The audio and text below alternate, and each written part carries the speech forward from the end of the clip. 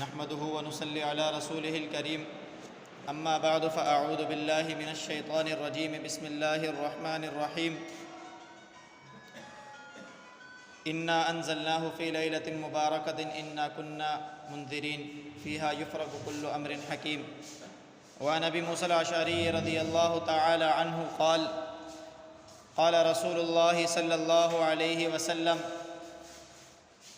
إذا كانت ليلة النصف من شعبان إن الله تعالى لا يطلع إلى سماء الدنيا فيغفر لجميع خلقه إلا المشرك أو مشاحن أو كما قال عليه الصلاة والسلام صدق الله وصدق رسوله النبي الكريم ونحن على ذلك لمن الشاهدين والشاكرين والحمد لله رب العالمين. میرے بھائیو دوستو بزرگوں، میں نے آپ کے سامنے قرآن کریم کی ایک آیت مبارکہ تلاوت کی ہے. احادیث کے بے شمار مجموعے میں سے ایک حدیث مبارکہ تلاوت کی ہے. دعا ہے کہ اللہ رب العزت صحیح بیان کرنے کی توفیق عطا فرما دے، مجھے اور آپ کو اس پر عمل کرنے کی توفیق عطا فرمائے.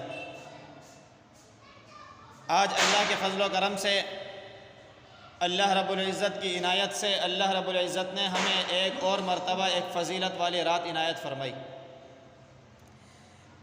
یہ وہ رات ہے کہ جس کے لیے تقریباً 17 صحابہ اکرام رضوان اللہ تعالی علیہ مجمعین سے فضیلت کی احادیث مروی ہیں. روایتیں اگرچہ ضعیف ہیں لیکن کثرت روات کی وجہ سے یہ حدیث حسن کے درجے پر پہنچتی ہیں اور اس کی فضیلت بہرحال ثابت ہے کہ یہ رات بڑی ہی فضیلت والی ہے.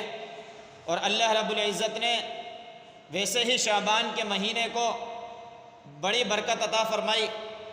اس لیے بعض احادیث میں شعبان کے مہینے کو مقدمۃ لرمضان، رمضان کے لیے مقدمہ قرار دیا کہ جس طریقے سے ایک کتاب آپ پڑھتے ہیں، اس کتاب کو پڑھنے سے پہلے مصنف کی طرف سے مقدمہ پیش کیا جاتا ہے کہ اس کتاب کو اس طرز عمل سے پڑھنا ہے، یہ طریقہ انداز اس میں اپنایا گیا ہے اور اس طریقے کی بات اس میں کہی گئی ہے.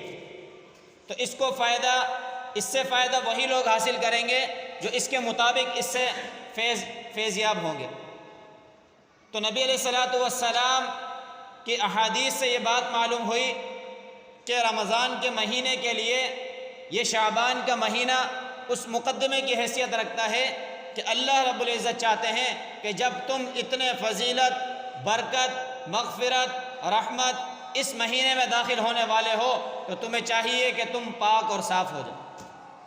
جس طریقے سے ایک اچھی مجلس میں، کسی عمدہ مجلس میں، کسی بادشاہ اور صدر کی مجلس میں، کسی وزیر اعظم اور منسٹر کی مجلس میں ہم جانا چاہیں تو ہم کیا طریقہ کار اختیار کرتے ہیں کہ ہمارے چہرے پر ہنسی اور مسکراہٹ ہو، ہمارے چہرے پر ذہن میں ڈپریشن نہ ہو، کپڑے ہمارا لباس صاف ستھرا ہو. اسی طریقے سے ہم نظر آنے والے کو اچھا ایک انسان نظر آئے.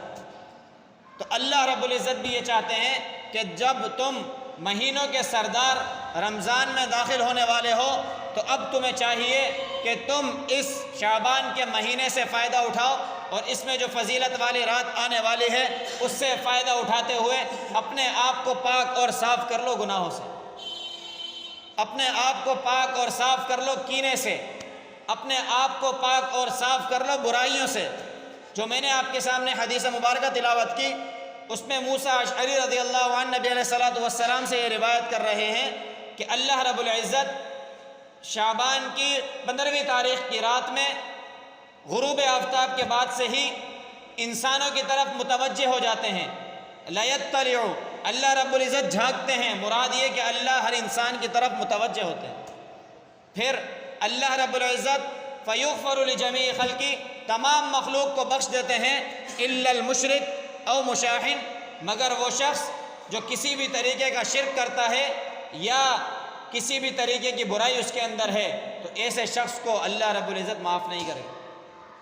دوسرے نمبر پر مشاحن، کینہ رکھنے والا، جس کے دل میں کینہ ہو. کینہ کیا چیز ہے؟ کہ کسی کے لیے اپنے دل میں برائی رکھنا اور اس کو نقصان پہنچانے کی کوشش کرنا، کہ کسی بھی طریقے سے اس کو نقصان پہنچے. تو یہ ہے کینہ. یہ دو بندے اس حدیث مبارکہ میں شمار کرائے گئے کہ ان فضیلت والی راتوں کے اندر بھی ان بندوں کی مغفرت نہیں. اور دوسری روایتوں کے اندر اور لوگ بھی شمار کرائے گئے، جس طریقے سے زانی، فاحش، مدمن الخمر، شراب پینے کا عادی، اور اسی طریقے سے وہ شخص جو اپنے کپڑے کو، اپنے لباس کو زمین پر لٹکائے یا کپڑوں کو ٹخنوں سے نیچے کر لے، تو یہ تکبر کی علامت ہے. اور اللہ رب العزت نے فرمایا الکبریاء ردائی، کہ تکبر میری چادر ہے، اور جو تکبر کو پکڑے گا گویا میری چادر کو اس نے کھینچا، تو اللہ رب العزت ایسے شخص کو برباد کر. اور ایسے شخص کی ان فضیلت والی راتوں میں بھی مغفرت نہیں ہے. اسی طریقے سے بہت سارے گناہ ہیں جو شمار کرائے گئے، تقریباً روایتوں کے اندر 14 گناہ ہیں جو شمار کرائے گئے، ان کی مغفرت نہیں ہے. ماں باپ کا نافرمان بھی اس میں شامل ہے، لوگوں کے ساتھ برائیوں کا ارتکاب کرنے والا بھی اس میں شامل ہے، لوگوں کے ساتھ زیادتیاں کرنے والا بھی اس میں شامل، لوگوں کے مال کو ناحق کھانے والا بھی اس میں شامل، لوگوں کو ناحق قتل کرنے والا بھی اس میں شامل. تو میرے بھائیو، دوستو، بزرگوں، آج ان راتوں میں یہ فضیلت والی راتیں ہیں، ان کو ہم ضائع کر رہے ہیں خرافات کے اندر. یہ خرافات میں ضائع کرنے کی راتیں نہیں ہیں، ان کا ایک ایک لمحہ، ایک ایک سیکنڈ قیمتی ہے. کہ اللہ رب العزت نے نبی علیہ الصلوۃ والسلام کے ذریعے یہ تعلیم فرمائی کہ اللہ رب العزت اس رات میں بنو کلب کی بکریوں کے برابر، ان کے جو بال ہیں بکریوں کے، اس کے برابر انسانوں کی مغفرت فرماتے ہیں. تو آپ اندازہ لگائیں، بنو کلب اس وقت جو مشہور تھا کہ ان کے پاس بہت بکریاں ہیں، اور بکریاں بھی اس قسم کی تھی کہ ان پر بال بہت زیادہ ہوا کرتے تھے. تو نبی علیہ الصلوۃ والسلام نے سمجھانے کے لیے یہ بات بتائی کہ ان کی بکریوں پر جتنے بال ہیں، اس بال سے بھی زیادہ اللہ رب العزت انسانوں کی مغفرت فرماتے ہیں. لیکن اگر اس کے باوجود بھی جو لوگ شمار کرائے گئے کہ ان کی مغفرت نہیں ہوگی، تو آپ اندازہ لگائیں کتنے ہی بدبخت لوگ ہوں گے جن کی اتنی فضیلت کے بعد مغفرت ہو. اور پھر شیطان نے یہ حربہ آزمایا کہ ان فضیلت والی راتوں کو برباد کرنے کے لیے ہماری نوجوان نسل، ہمارے بچے، ان کو خرافات میں لگایا. کسی کو پٹاخوں کی نظر کر دیا، کسی کو آتش بازی کی نظر کر دیا، اور کسی کو اپنے مال اور خیرات صدقہ کرنے میں لگا دیا کہ یہ کھانا بناؤ اور یہ لوگوں میں بانٹنا شروع کر دو. تو میرے بھائیو، دوستو، بزرگوں، دیکھیں، صدقہ اور خیرات کے لیے کوئی وقت کا تعین نہیں ہے، جب چاہیں آپ کریں، پورا سال آپ کریں. لیکن اس خاص راتوں کے اندر جو وقت مخصوص ہے وہ عبادات کے لیے مخصوص ہے.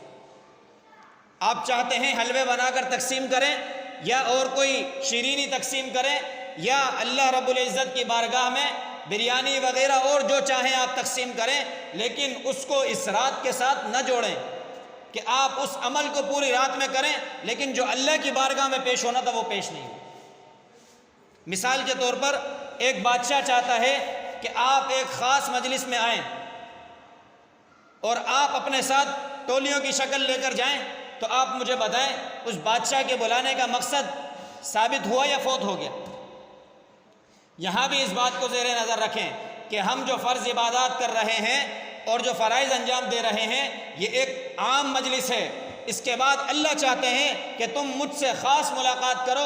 حضرت علی رضی اللہ عنہ کی روایت ہے، وہ فرماتے ہیں کہ اللہ رب العزت لیلۃ النصف من شعبان کی 15ویں رات کو آسمان دنیا پر متوجہ ہوتے ہیں، اور اللہ رب العزت کی طرف سے منادی صدائیں لگاتا ہے، الا هل من مستغفر فاغفر له، کہ سن لو، اللہ کی صدا ہے، سن لو کہ ہے کوئی مغفرت کو طلب کرنے والا کہ میں اس کی مغفرت بخش دوں. تو اب یہاں دیکھیں کہ نبی علیہ السلام نے جو صیغہ ارشاد فرمایا، اس کو بتانے والے حضرت علی رضی اللہ عنہ ہیں، جو صرف اور نحو کے ماہر تھے، صرف اور نحو کے علم کے موجد ہیں. انہوں نے جمع کا صیغہ نہیں لائے کہ مستغفرون یا مستغفرین، مغفرتوں کو طلب کرنے والے یا مغفرتوں کی طلب چاہنے والے، بلکہ فرمایا مستغفرین، ایک ایک بندہ جو بھی مغفرت چاہتا ہے. تو یہ آپ اس بات کی طرف غور کریں کہ اللہ کی بارگاہ میں پیش ہوں، اکیلے اکیلے، تنہا تنہا پیش ہوں. لا تجعلوا بیوتکم قبورا، کہ اپنے گھروں کو قبرستان نہ بناؤ. کہ یہ عبادت کی راتیں، نوافل کی جتنی عبادات ہیں، چاہے وہ فرض نماز کے ساتھ ہی کیوں نہ ہو، گھر پر پڑھنا زیادہ افضل ہے بات مسجد سے زیادہ، کیونکہ مساجد میں فرائض کو انجام دینا چاہیے، کیونکہ فرائض ہمارے دین کا شعار ہیں، یہ لوگوں کو نظر آنا چاہیے کہ مسلمان اتحاد کے ساتھ ہیں۔ باقی نوافل اس میں وزن پیدا کرنا ہے ہم نے۔ اللہ رب العزت کے یہاں اعمال کی گنتی ہرگز نہیں ہے کہ ہم اپنے اعمال کو شمار کروائیں، اللہ کے یہاں اعمال کا وزن ہے، وزن کہ ہم کتنے اخلاص کے ساتھ کون سا کام کر رہے ہیں۔ جب ہم دکھاوے کے لیے اور جو عمل بتایا اس طریقے سے نہ کریں تو مجھے بتائیں کیا اس عمل میں وزن باقی رہے گا؟ جب اس عمل کا وزن ہی ختم ہو گیا تو آپ مجھے بتائیں کہ وہ عمل کیا ہمیں نجات دینے والا ہوگا؟ نجات دینے والے وہ اعمال ہیں جو نبی علیہ الصلوۃ والسلام کے بتائے ہوئے طریقے کے مطابق ہیں۔ پورا سال صدقہ کریں، پورا سال خیرات کریں، کوئی وقت ایسا نہیں ہے جس میں صدقہ اور خیرات سے ممانعت ہو، لیکن ان فضیلت والی راتوں میں یہ شیطان کا دھوکہ ہے جس نے ہمیں لگایا ہوا ہے کہ فلاں چیزوں میں لگ جاؤ، اور جب پوری رات ختم ہو جاتی ہے پھر ہمیں وہ بولتا ہے کہ اب عبادت کرو، اب دعائیں کرو۔ تو مجھے بتائیں جب وہ فضیلت والی رات چلے گئی تو عمل اب کس کام کا؟ ہم نے فضیلت کی رات سے کیا حاصل کیا؟ ہم نے فضیلت کی رات کو کتنا استعمال کیا؟ اور نبی علیہ الصلوۃ والسلام نے اس رات کے اندر ایک اور عمل کیا۔ حضرت عائشہ صدیقہ رضی اللہ تعالی عنہ اس روایت کو نقل کرنے والی ہیں کہ نبی علیہ الصلوۃ والسلام کو رات کو میں نے بستر پہ نہیں پایا، اور جب میں تلاش کرنے نکلی میرے ذہن میں یہ خیال آیا شاید میری باری نبی علیہ الصلوۃ والسلام نے کسی اور ازواج مطہرہ کو دے دی ہے، تو میں اس نیت سے نکلی، جب دیکھا تو نبی علیہ الصلوۃ والسلام بقیع میں موجود تھے، مدینے کے اندر قبرستان ہے، اور نبی علیہ الصلوۃ والسلام وہاں موجود ہیں۔ یہ لیلۃ النصف من شعبان 15ویں رات کو اللہ کے نبی نے یہ عمل کیا، لیکن زندگی میں صرف ایک بار، اور آپ اس کے خفیہ کرنے کا اندازہ لگائیں کہ کتنا پرائیویسی کے اندر یہ عمل نبی علیہ الصلوۃ والسلام نے کیا کہ جس ازواج مطہرہ کے گھر میں تھے اس کو بھی نہیں بتایا۔ اور آج جو قبرستان جانے کا عمل ہے وہ ہم کتنی زور و شور سے کرتے ہیں کہ پورے کے پورے بازار سجاتے ہیں، قبرستانوں کو بھی لائٹیں لگا دیتے ہیں، اور ایک مجمع کی شکل اختیار کر پھر قبرستان جاتے ہیں۔ تو اعمال میں وزن تب پیدا ہوگا جب اللہ کے نبی کے بتائے ہوئے طریقے کے مطابق ہو۔ قبرستان بالکل جائیں لیکن اللہ کے نبی کے بتائے ہوئے طریقے کے مطابق جائیں۔ یہ دین اتباع کا نام ہے، دین اپنی منشا کے مطابق عمل کرنے کا نام نہیں ہے، دین اللہ کے نبی کی منشا کے مطابق عمل کرنے کا نام۔ قبرستان جانا چاہتے ہیں بالکل جائیں، لیکن اس طرح جائیں کہ آپ کا عمل کسی دوسرے کو معلوم نہ ہو۔ اور پھر نبی علیہ الصلوۃ والسلام نے زندگی میں ایک بار کیا، آپ کرنا چاہتے ہیں تو کریں، لیکن نبی علیہ الصلوۃ والسلام کے طرز عمل کے مطابق کریں۔ نبی علیہ الصلوۃ والسلام نے جس عمل کو جس حد تک کیا اسی حد تک کریں، کیونکہ نبی علیہ الصلوۃ والسلام کے بعد صحابہ نے دین کو عملی طور پر کر دکھایا، اور صحابہ کی زندگی میں پھر اس طریقے کی روایت نہیں ملتی۔ تو آج ہم اپنی نجات چاہتے ہیں، اپنی کامیابی چاہتے ہیں تو نبی علیہ الصلوۃ والسلام کے طریقے کو اپنائیں۔ قبرستان جانے کی صورت میں ہم جمگٹا اکٹھا کرنے کی صورت میں کیا کرتے ہیں کہ کئی گھنٹے تو اس صورت میں برباد کر دیتے ہیں کہ فلاں دوست آ رہا ہے، فلاں کا انتظار کر لو، اس فلاں کو بھی ٹیلی فون کیا ہے، اس فلاں کو بھی رابطہ کیا ہے، جب تک وہ اکٹھے ہوتے ہیں 3-4 گھنٹے گزر جاتے ہیں۔ آپ مجھے بتائیں جس رات کا ایک سیکنڈ قیمتی تھا اس رات کے 180 اور 240 اور 250 منٹ ہم نے ایسے برباد کر دی۔ یہ کامیابی کی طرف ہم جا رہے ہیں یا خسارے کی طرف جا رہے ہیں؟ اللہ کی صدائیں لگ رہی ہیں حل من مستغفرن، اور یہاں ہم بولنے دوست آ رہا ہے۔ اللہ کی صدائیں لگ رہی ہیں مسترزقن، رزق طلب کرنے والا کوئی ہے، اور ہم کیا کر رہے ہیں؟ دوست کا انتظار ہے۔ کوئی مصیبت اور پریشانی میں مبتلا شخص کہ ہم اس کی پریشانی کو دور کر دیں۔ آج ہم کتنے پریشان ہیں، لیکن اللہ کی صدا سننے کو ہم خود تیار نہیں ہو رہے۔ الا هل من مبتلا، اللہ فرما رہے ہیں ہے کوئی پریشانیوں میں مبتلا شخص، ہے کوئی غمزدہ شخص کہ فَأُعَافِيَهُ، میں اس کی پریشانیوں کو ختم کر دوں، میں اس کے غموں کو دور کر دوں، میں اس کے رزق کو وسیع کر دوں، میں اس کو مغفرت عطا کر دوں۔ اب بتائیں یہ فرشتے کی صدا جو غروب آفتاب سے لگی طلوع آفتاب تک، کس نے اس کے اوپر کان دھرے؟ جب اللہ اور اللہ کے رسول کی صداؤں پر ہم لبیک نہیں کہیں گے تو میرے بھائیوں، دوستوں، بزرگوں، یہ دین کی اتباع نہیں ہے بلکہ ہماری اپنی منشا ہے جس پر ہم چل رہے ہیں۔ اور کامیابی نبی علیہ الصلوۃ والسلام کے طریقے میں، ہمارے اپنے طریقے میں نہیں۔ یہ دین اللہ اور اللہ کے رسول کا ہے جس کے ہم نام لے آئے ہیں، یہ ہمارا بنایا ہوا دین نہیں ہے۔ یہی تو ہمارا دوسرے ادیان سے امتزاج ہے، دوسرے دینوں سے ہمیں ممتاز کرنے والی چیز ہے کہ کوئی کام ہم اپنی مرضی کے مطابق نہیں کرتے، ہر کام اللہ اور اللہ کے رسول کے بتائے ہوئے طریقے کے مطابق کرتے ہیں۔